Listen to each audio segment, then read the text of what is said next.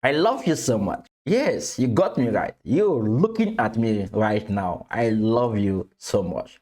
I do. Trust me, I do love you.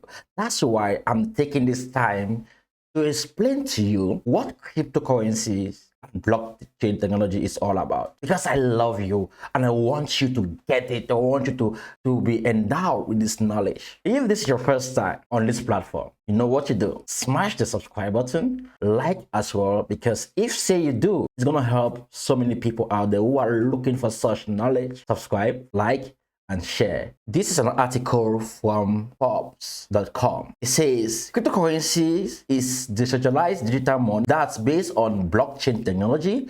You may be familiar with the most popular versions, Bitcoin and Ethereum, but there are more than 5,000 different cryptocurrencies in circulation. That was at the time this article was written. Right now, we have more than 6,000 cryptocurrencies available to trade in the market. How does cryptocurrency work? A cryptocurrency is a medium of exchange that is digital, encrypted, and decentralized. Unlike the US dollar or the euro, there is no central authority that manages and maintains the value of a cryptocurrency. You can use crypto to buy regular goods and services, although most people invest in cryptocurrencies as they would in other assets like stocks or precious metals. While cryptocurrency is a novel and exciting asset class, purchasing it can be risky as you must take on a fair amount of research to fully understand how each system works. What they are actually saying here is cryptocurrency can be used to purchase goods and services, even though most people use cryptocurrency as an asset class. Initially,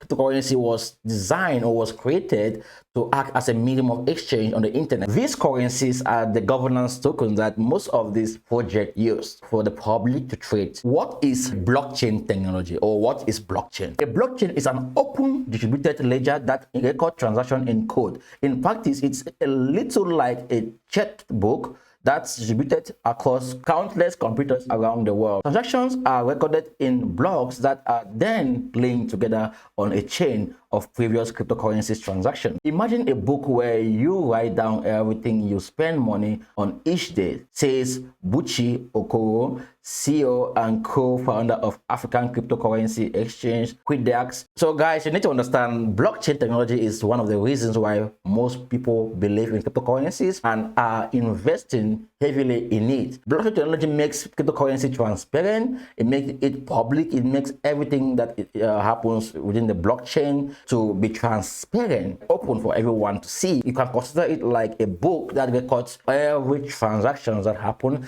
and no one can go on the blockchain and alter it. That's what makes it powerful. With a normal banking system, if say you send money, a banker or one manager can alter transactions or like take away your record from the system. There are two different ways to validate transactions on the blockchain. We have proof of works and proof of stake. Proof of works is when different computers or nodes validate transactions when it's been done on the internet. Let's say I want to send money. Usually if I send money through my bank will take the money and send to another bank, the bank will send it to another bank. It's a system that every sector have to validate it. With cryptocurrencies, it's different. We have different computers. They call them miners. The miners are computers that are stationed all over the world. Each time someone does a transaction, they are the one who validates the transactions to make sure everything is recorded on the blockchain so that no one can alter it. For you to alter any transaction on the blockchain, you need to shut down every computer that exists in the world, which is impossible to. Miners make sure these transactions take place smoothly, fast, and easy. So they are there to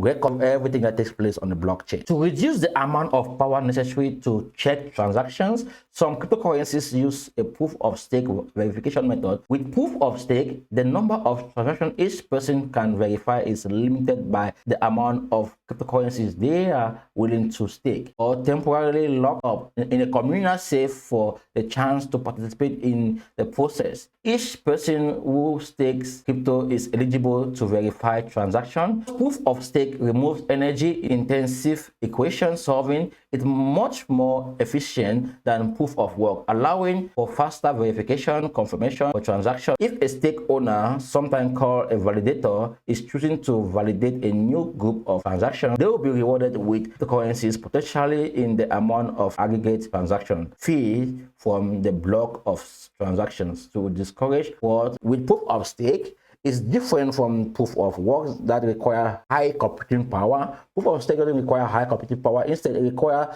most people to stake their cryptocurrencies and get rewards as a result. Both proof of stake and proof of work rely on consensus mechanism to verify transactions. This means while each uses individual users to verify transactions, each verified transaction must be checked and approved by the majority of ledger. Cryptocurrency can be purchased on peer-to-peer network and cryptocurrencies exchanges such as Coinbase, Bitfinex. Coinbase, for instance, charge a fee of 0.5% of your purchase plus a flat fee of 0.992. So use my link below to get started with crypto.com and Binance. They are the ones that I recommend mostly because I understand how it functions and they have really cool fees, cheap fees more than even Coinbase.